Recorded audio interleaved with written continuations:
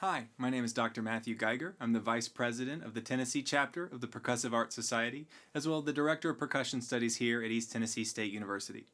Today I want to talk to you a little bit about crash cymbals, or more specifically, some fundamental crash cymbal technique that you can practice at home or when you get to a pair of crash cymbals. First thing I want to talk about is just the simple motion of the crash. And this is for any general crash where I'm trying to get a nice mezzo forte or louder crash out of it. And so what we can do is we can start with our bottom hand. So if I'm right-handed, my right hand is going to be on top, and so my left hand is going to be the bottom hand. And setting that angle, I try and keep this as simple as possible. I want to imagine like I'm going to ask someone to dance with me. And so that's where I put my hand out in that angle, and that naturally creates a slight angle down. Some people like to play it a little too flat, a little too perpendicular, and so a little bit more like a 20-degree angle set up against the ground. The next thing is getting the top hand right on top, and if the top hand goes right on top of that left, it'll naturally sit at a little bit of that angle as well, but it'll be a little closer to parallel to the ground. The motion is relatively simple. What I'm going to do is relax and lift up the hand, and then just let it fall. I'll do that again. Breathe. Again. What I want you to realize is there's a transfer of energy from the right hand down to the left hand. Another small caveat is there are so many different ways of crashing crash cymbals that this is just one way. So if this isn't the way that you've been taught, or if this isn't the way that you're used to doing, that's okay. Try it, see if you like it, and if you don't, go back to doing it the other way. What we're trying to avoid is a slice or anything that's going to get in the way of two pieces of metal crashing together to create the most resonant sound possible. The next thing I want to talk about is the grip. So let me grab a cymbal here. And for each of these cymbals, what we're going to try and do is grab this grip as closely as possible to the bell of the cymbal, without actually touching the majority of the bell. The more you touch of the bell, the less resonance you get and the less low overtones in the crash cymbal. And so that makes your sound much brighter and sharper. And two pieces of metal don't need to be any louder. And so what we're going to do is we're going to take our fulcrum, or the gripping point that we use for any snare drum stick or things like that, and that's going to maintain itself as we go onto this cymbal strap. And so I'm going to just flip my hand over, and I'm going to try and grab as close as I can to the bell and squeeze as much as I can to hold that, and then the back fingers can support that grip as well. A lot of times we do the opposite. We grab from the back and then we use our thumb to control that bell, and that eliminates some of the better overtones of this crash cymbal, and so we don't want that. We want this sound to be lush, and so to do that we have to get our hands off of the cymbal, and so you want to grab as closely as possible. And so now we can combine these two ideas of the motion of this crash along with the grip to start and work on our first crash.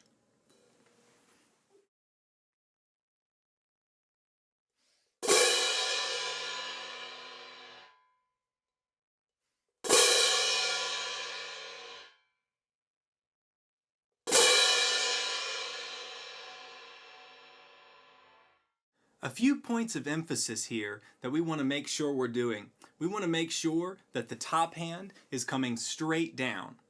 We also want to make sure that the cymbals are slightly offset to avoid air pockets between the cymbals. If they're right on top of each other, there's a chance that we won't get a nice small flam, and then we end up with an air pocket.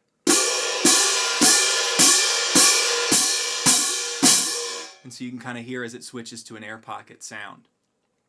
And so again, the air pocket is an undesirable sound when we want a nice, full, lush crash. A couple other things that people like to talk about are the angles at which we crash. I try not to overthink that, because as we practice lifting and dropping, the cymbal naturally moves from an A to hitting at a V angle. So again, very slowly, as I drop it, the top cymbal angles down slightly, and the bottom cymbal will actually crash first.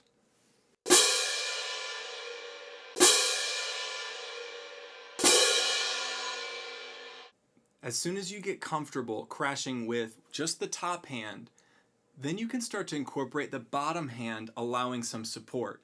What we're trying to avoid again is any slicing or forcing of these cymbals, but a natural, relaxed drop, allowing gravity to do the work for us.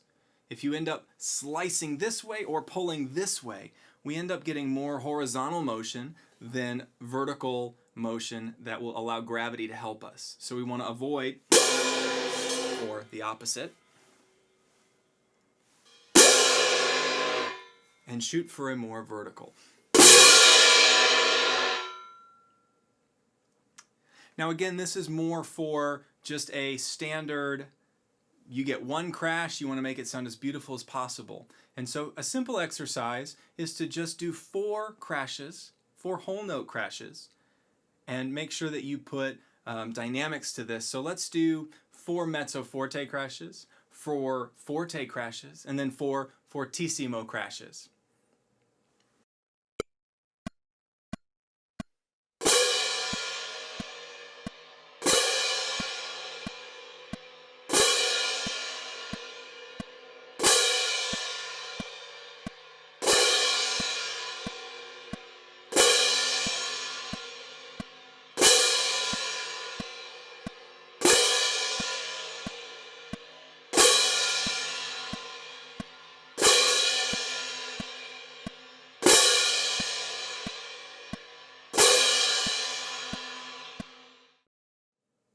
Another thing that tends to cause cymbal players trouble is dampening or muting the cymbals, choking the cymbals. And too often we do it way too fast, without an opportunity to allow the cymbal to blossom slightly. And that's really what we want when we choke, no matter how quick that cymbal is. And so a good exercise is to work on slowly decreasing the time that you have between the crash and the next crash. And so I'll play along to another exercise that will show you how to work on this that we can do together.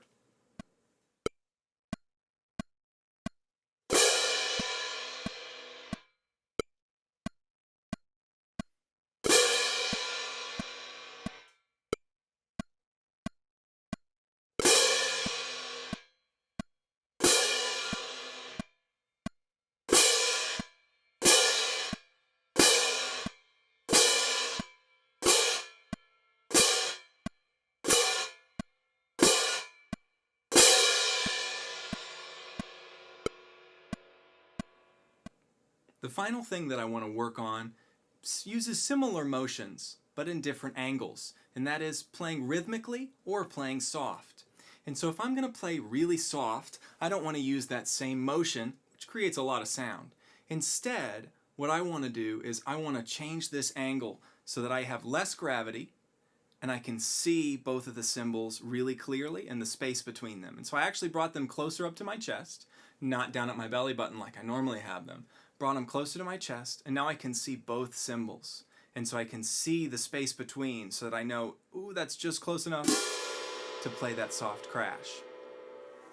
And so similarly, I'm using just one hand. That's what I also use for rhythms.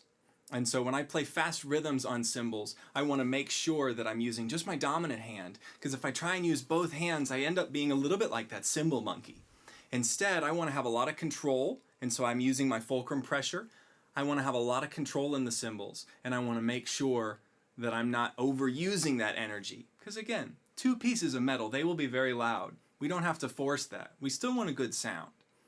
And so the following exercise works on both dynamics and playing rhythmically.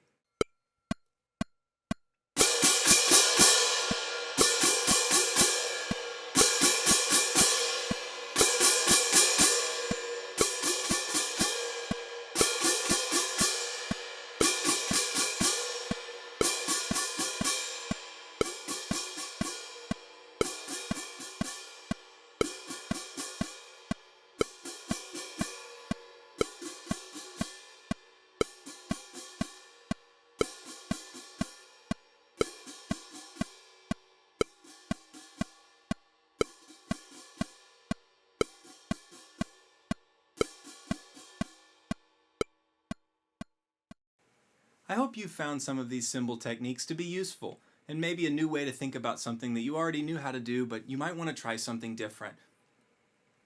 If you have any questions, please feel free to reach me at geigerm@etsu.edu, GEIGERM@etsu.edu. I'd be happy to hear from you and happy to help you out in any way I can.